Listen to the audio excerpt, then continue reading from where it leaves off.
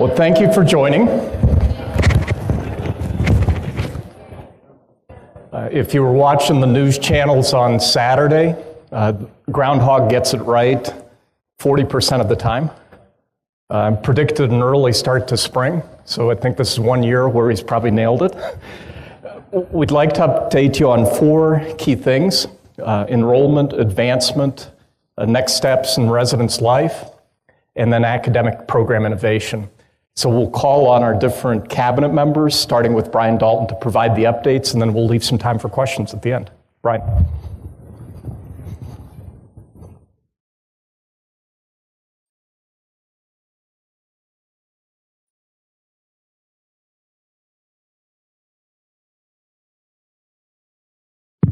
You can hear me.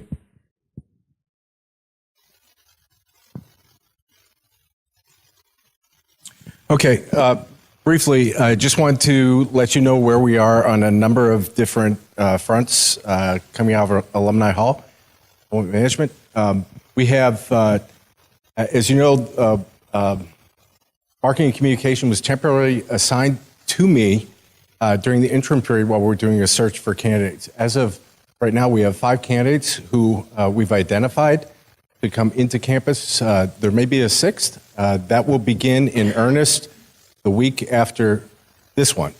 And so we will keep you appraised as to when those will occur, who those candidates are. You'll have access to their resumes and the like. And to the extent that you can be available for, if you're not in a particular group that's meeting with candidate, but if you can come to the public sessions, ask your questions, that would be terrific. We have, on the enrollment front, lots of potentially good news. The spring was a good term for us in terms of comparing it to last year. We welcomed 16 new freshmen, 3 of which were domestic, and you'll get more used to me using the differentiation between domestic and international because that's such a large part of where we project our enrollment to be going. The 3 incoming first-year students matched what we did last year. We had 22 transfers come in, and that was 5 higher than last year. So on the domestic front, we actually saw increases. Where our big increases, the difference between last year and this year was that we welcomed a total of 52 students on the transfer level. A number of them were international, 13 on the first-year side. So you can see a tremendous upswing in transfer numbers. Part of what we're talking to the board about this week is in terms of where the institution's enrollment is going. We certainly have large plans to restore our enrollment to where it was on the first-year side, domestic side. And with our articulation agreements, we will see increases in our domestic transfer population. So we're not putting all of our eggs in one basket, but clearly international recruitment, which is something that we've embarked on with quite a bit of gusto. We expect that will grow and enrich us and sustain us. Right now, I know a number of you are aware that much of the international growth that we're seeing is from students from Saudi Arabia. I would say that a lot of the work that we're doing behind the scenes with agencies and with people who work with international students abroad, right now we have upwards of 12 agreements with roughly 177 agents that represent us worldwide in 35 different countries, marketing our programs and soliciting interest in those programs. So it's a good thing for us because from the very least in terms of branding, the type of students that we want find it appealing that we have not just an eclectic atmosphere and diversity of our domestic students, but it appeals to them that they can come into an environment where they will experience international diversity as well. On the new recruitment side, that's for the fall of 2019, you can see where our numbers are. Applications are up, which is good. Acceptances are up, which is good. Deposits right now are languishing a little bit behind, but in any cycle, you kind of have to get a feel for where students are in the cycle and how they're behaving. In this environment, this intense environment of recruitment, we're finding students are a little bit reticent about making commitments. We are getting financial aid out at a higher pace than we did last year, and that's good. Our financial aid is good. It's generous, in fact, and so we feel we have that on our side. But a lot of these trends that we expect to see, a lot of the optimism that JKL and I have is that because we are up in our numbers, because we're seeing students from across New York State, those numbers are increasing. We're seeing programs, academic programs, the interest in those programs increasing as well. And so, in a sense, we're cautious, but we think these are good signs looking forward. And I'll save any questions till the end of the presentation.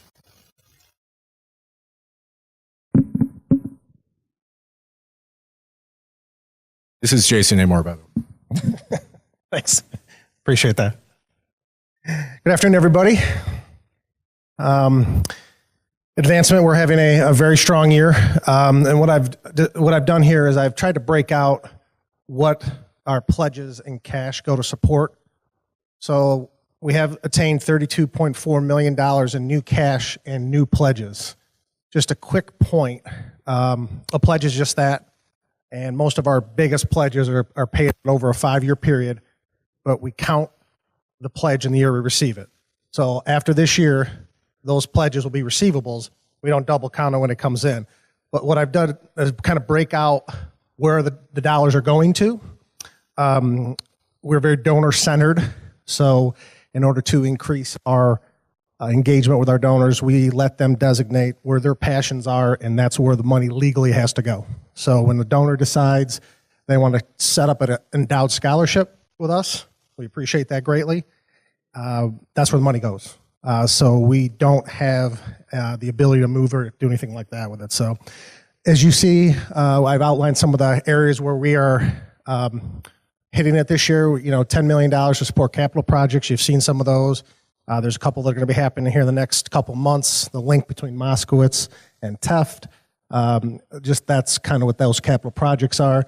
Academic programming, that covers the gamut of anything that involves students. Travel, academic advising, anything that directly affects students. That's where that money sits. We also have $1 million to support student programming. That's more athletics, things along that line that might not be classified as academics. And then we have $1 million to our Alfred fund in pledges. We have about $700,000 in the door so far. That is the money that kind of touches all facets of Alfred. That's truly unrestricted money. So we do appreciate that money coming in. It does help keep the lights on and basically goes to help our bottom line.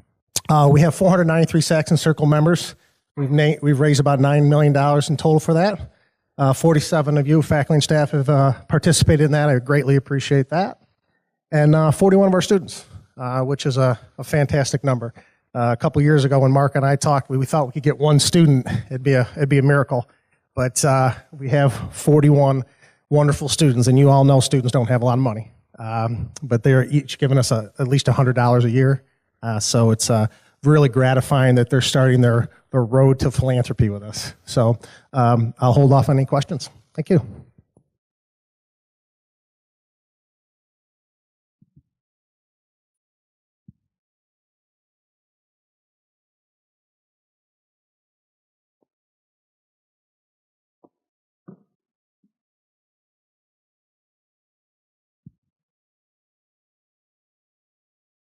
Hi everyone, I'm Kathy Wifter. I'm the Vice President for Student Affairs. It's kind of a joint, sort of the next couple of slides, discussion, both with student life facilities and also just facilities with, I'm kind of sharing with Giovanna Lloyd, our VP for Business and Finance, but I lost the bet, so I'm going to speak, and Giovanna's going to, I'm just going to look to her if I get in trouble. You see up here a bunch of recent facility improvements. Moskowitz Hall, which is a residence hall, used to be called Reimer, now named after Anna and Joel Moskowitz. Teft Hall, which is undergoing phase 2 this summer. And there'll be a link, a connector built between the two of them. Many of you have seen these images in some of President Supan's correspondences. Really exciting. The Residence Life Office is coming up with some great programming that will happen within that space, so it's really cool. The Pamela, Levine, Bernstein Center for Advising is complete, and I really want to thank, of course, Pam Bernstein, as well as the facilities staff who was able to to put this up. That space in Powell, which right now houses the advising center, has been underutilized for as long as I've been here at Alfred University, and it looks great now. I also want to thank Jason Amor and the University Relations team, the advancement team, for obtaining a grant that funded the majority of that renovation, as well as Pam Bernstein. And you'll see here the Powell Campus Center Lounge, lots of athletic facilities that have been upgraded, campus beautification outside Alumni Hall, and you'll see some of these others. So lots of great work on the facility front.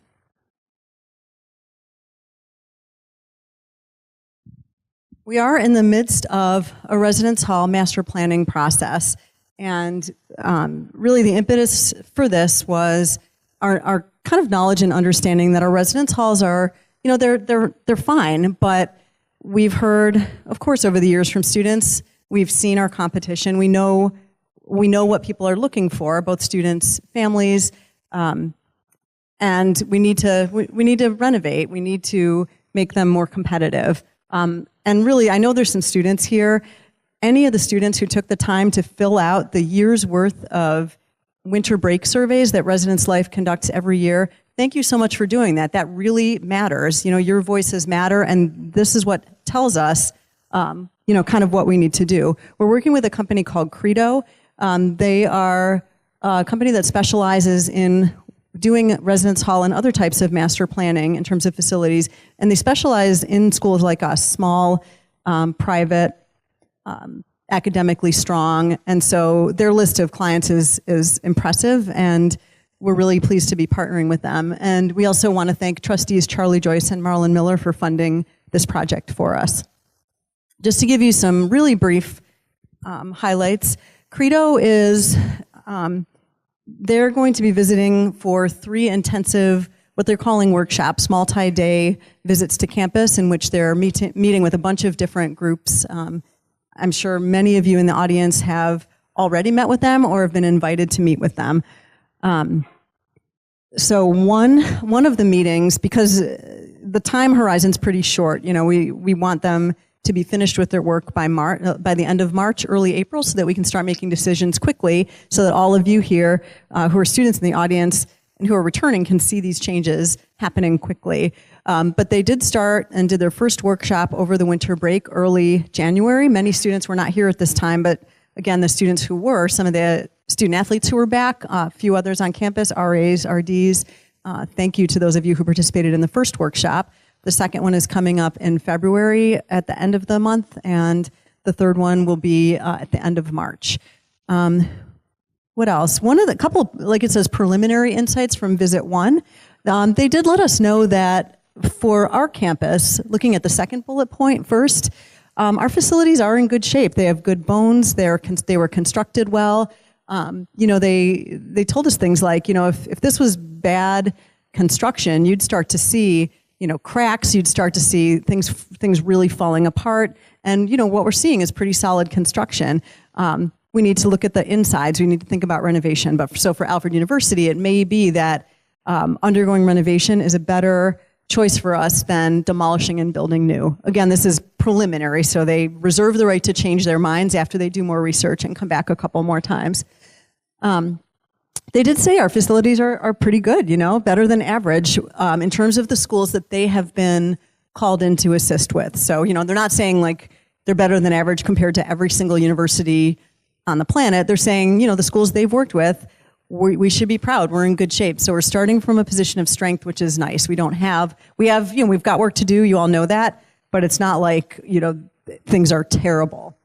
The third bullet point, what that refers to is the fact that some of our assumptions, I'll just speak for myself, one of my assumptions was that if we were going to renovate a big residence hall like Oppenheim, with its 150 or so beds, we would have to take that offline for about a year, which would be problematic. Where would we put 150 more students on campus? Turns out what Credo has said is that in every one of their engagements, they've been able to look at what they call 90-day builds. So a lot of research, a lot of planning, but really they have to take the residence hall offline only for the summer, not for the full year, which is really good news for all of us, particularly the folks in residence life who have to figure out how that would work if halls were offline for longer.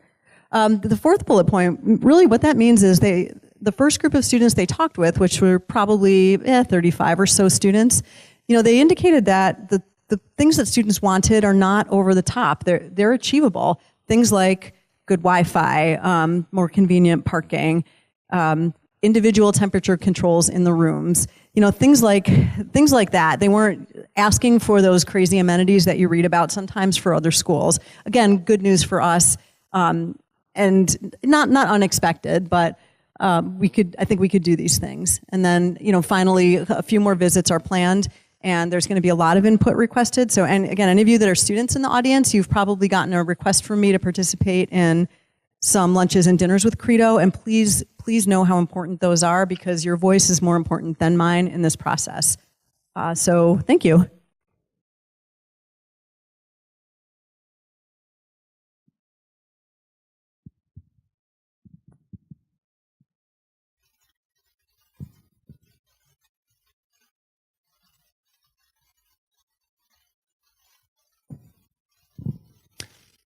Hi, my name's Rick Stevens. I know many, if not most of you. Some of you don't know me yet. I'm the provost. I'm vice president for academic affairs, and I'm the acting vice president for statutory affairs, which means I just touch a lot of different parts of the institution. Whenever institutions feel just a little bit of the stresses of operating in a really rapidly changing environment, which we live in as an institution, the question comes, well, how quickly are we adapting? What are we doing in our sort of primary product, if you would put it in those terms? What are we doing with that to make sure that it's current, it's relevant, it's delivered in the right kind of way? And so the idea of academic innovation has taken on a lot of currency in the conversation that people have had. As I've been looking back over the years and decades of Alfred University, this has not been an institution that has been at rest. It has always been in motion. But there are a couple of items about a smaller institution that's in motion like this. And that is, academic programs tend to ride not so much on the backs of divisions or schools, but they ride on the backs of faculty and some staff who are very passionate about them. And as people come on board with ideas, new things happen. And oftentimes when people leave, when they retire or otherwise leave the institution, on occasion, programs go with them. Interesting one is we don't have computer science as a major anymore. And if you do your archaeology or your autopsy, whatever it might be, on how that program sort of went away, it was sort of an a fiscal cut of opportunity with people moving on.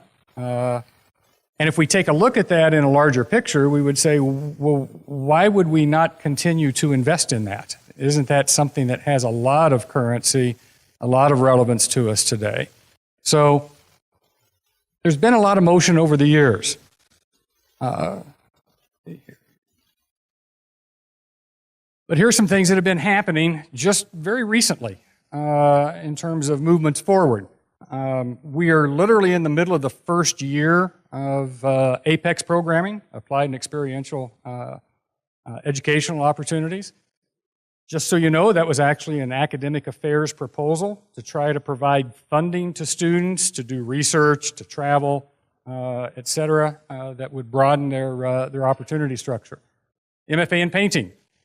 Real good example of a couple of faculty just really digging in, Stephanie and Kevin, and saying, we believe in this. We think this is really important, and we would love for it to come forward. Renewable energy engineering, a little bit before my time. Academic reorganization, as we try to find what's the best distribution of our resources under schools and colleges. We've had 4+1 undergraduate to graduate degrees in the past, but we haven't really promoted them. And so in this past year, we've refurbished a number of those, and we're promoting them much more vigorously. And we have, 5 years ago, we had really basically no online delivery. In this last year, last 12 months, we probably delivered 950 registrations in that regard. So these are things that have been going on, and it's not a comprehensive list. It's just a sampling of it. But we do have some things that are sort of under development in a particular kind of way right now. And I just want to give a little bit of background to this. Performing arts. Some of you are involved right now in the interviews that are going on campus in theater and music and in design. It's very interesting. Down on the north end of campus, we have $35 or $40 million of investment in world-class facilities. Anybody who's been down there knows that we do. They're spectacular. You go to any other institution and you'll find that they don't have what we have. But we also don't have, at this moment, a robust set of programs. We have one major in theater. We have no major in music. We have a very active dance program, but it's a minor at this point.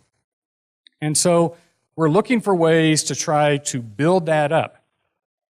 At this moment, as we have some opportunities with people retiring or moving into retirement and positions becoming available, we've been trying to move very strategically in the direction of how do we boost those programs and in particular create destination programming that will coordinate really well with enrollment management.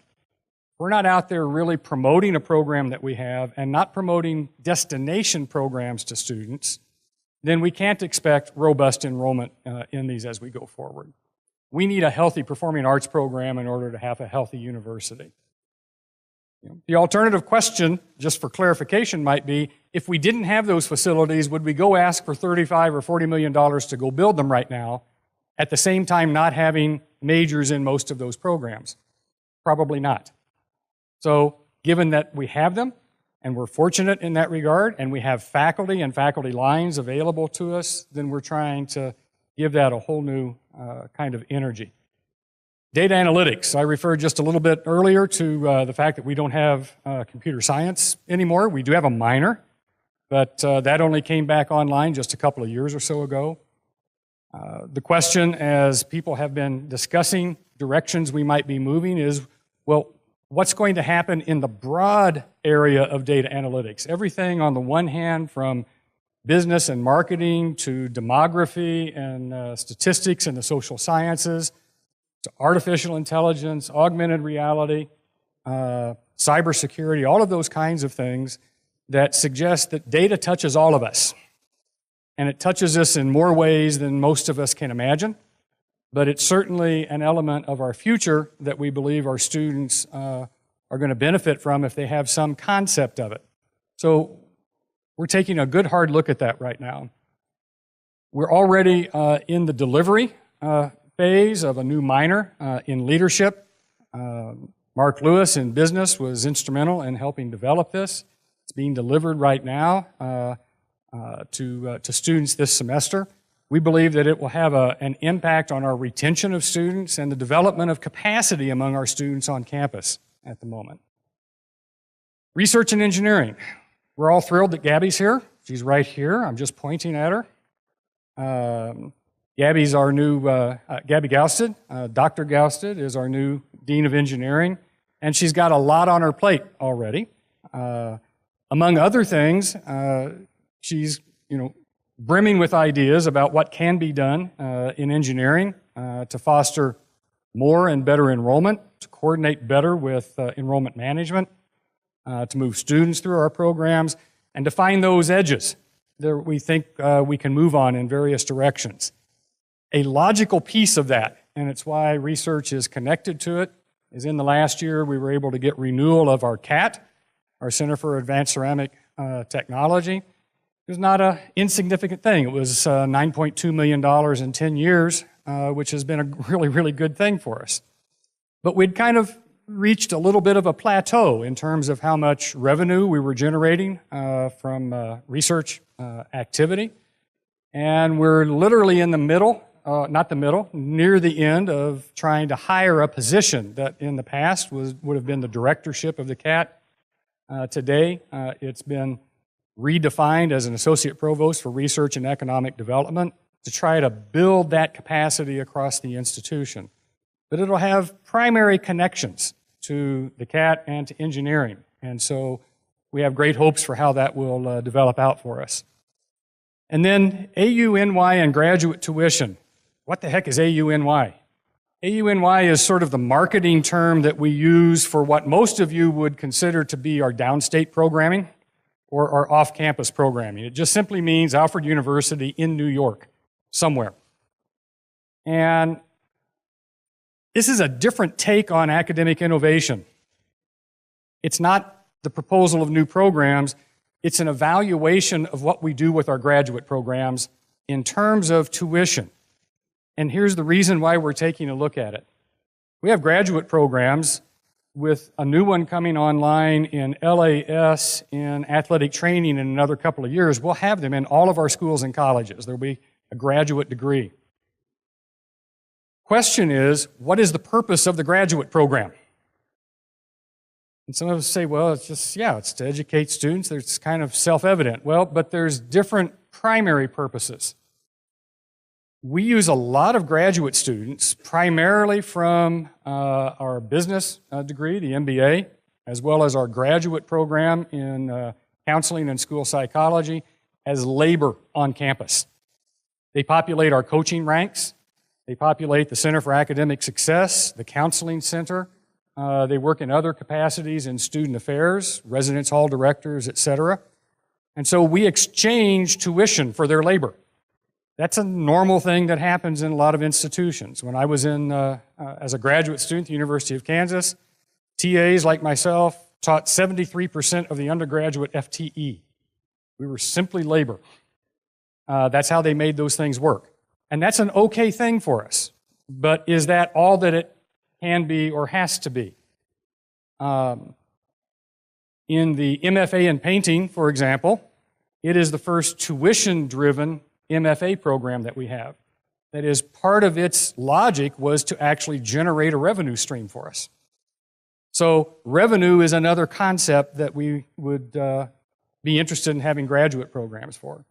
Research overhead is another revenue opportunity for us, and how graduate students come into programs, particularly in engineering, and as to whether those students then help with the production of revenue streams for the institution generally. So there's a whole variety of things that are worked up in this. We're going to be reviewing each of the school's graduate programs over the next 6 to 12 months for what the purpose is, not necessarily to change it, but to make sure that we're doing so rationally. In this particular instance, we're taking a look at counseling and school psychology, and we're taking a look at the trend lines of enrollment over the last 10 years or so, saying what's happening with that, what's it producing for us, what benefit is it to faculty and staff who actually enroll in those programs on tuition waivers, what benefit do we have for labor on campus, and then are actually proposing adjustments to our pricing structure. The simplest way to look at this is we advertise a full-time annual tuition rate in those programs of about $38,000 or $39,000 a year. We lose students because of that price point, which is much higher than most of our competition in the area, and no student ever pays that. They come with an automatic 50% tuition waiver at the very beginning as a kind of an assistantship. As we dig into that, we find all sorts of interesting things to sort of explore about that, and so we're working our way through those. And that's not me. Thanks, Rick. How did we get to the number that Jason reported? A big part of it this year is Ann Moskowitz and Joel, who became our second leading all-time donors. This was just a thank you visit in Orange County without an ask. And Ann is just a class act, not an alumna. Her husband was the alum, former member of our board. She's a current member of our board. And decided to say, look, you're in my estate plans for $10 million. For endowment, we're working with her to anchor that gift in the 4 areas we see as principal for the fundraising campaign we're currently in the quiet phase of. So a quarter of it will go to endowed scholarships, a quarter of it to facilities improvements, a quarter of it to endowed faculty staff positions, and a quarter of it to improve programming. But Ann also wants to work with us so that we can move these funds if other donors come in at a larger than expected extent in one of those 4 categories or multiple of those categories.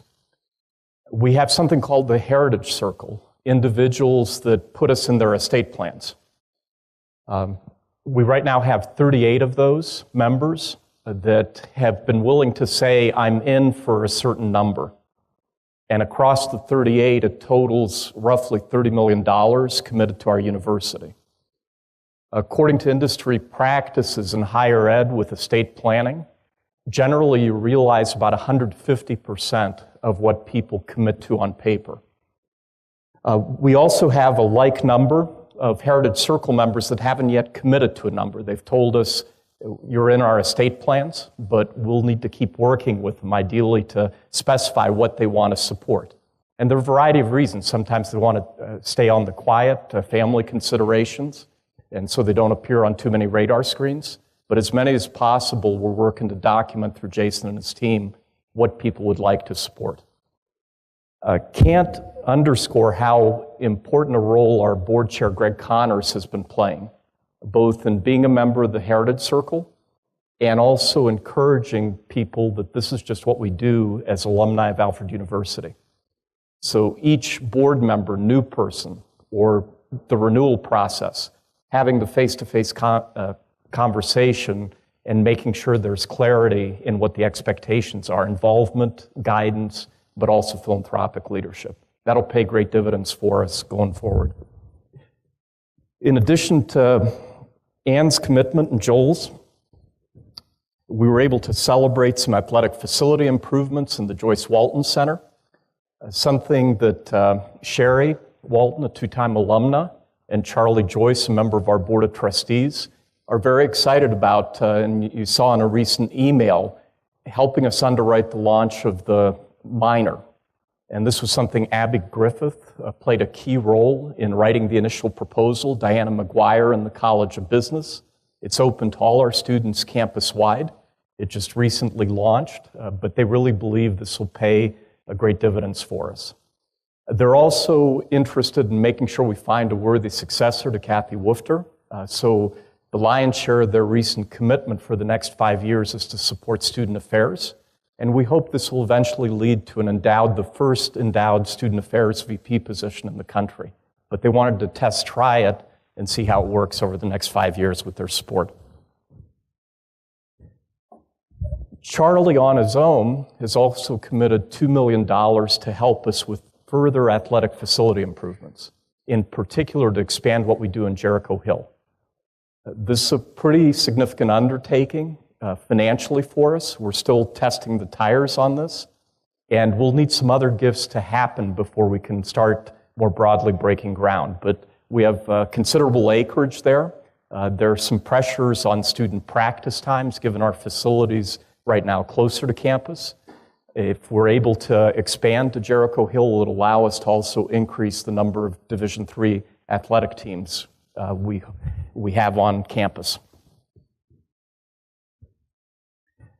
Marlon Miller has played many key roles for us. He's our largest ever donor, and in particular right now wants to engage us to improve residents' life.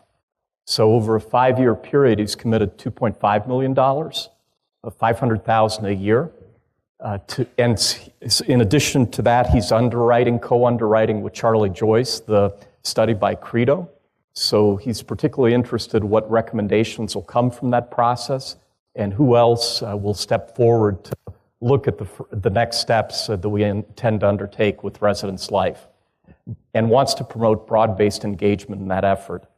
He kick-started the Strategic Investment Fund that's funding our branding marketing activities, among other things, and he did it with a $500,000 commitment toward a 1-for-3 match that we could raise $1.5 million. In spirit, he wants to follow that example with his recent commitment to residents' life, that we generate at least 3 times that amount that he's committed to for residents' life improvements. And we thought we'd be at a point where we could also announce another gift, but we're still finalizing it. So stay tuned. But over the next month to 2 months, we expect to be able to bring those details to fruition. Very surprising gift, but we'll just say at this point, stay tuned and good news in the works.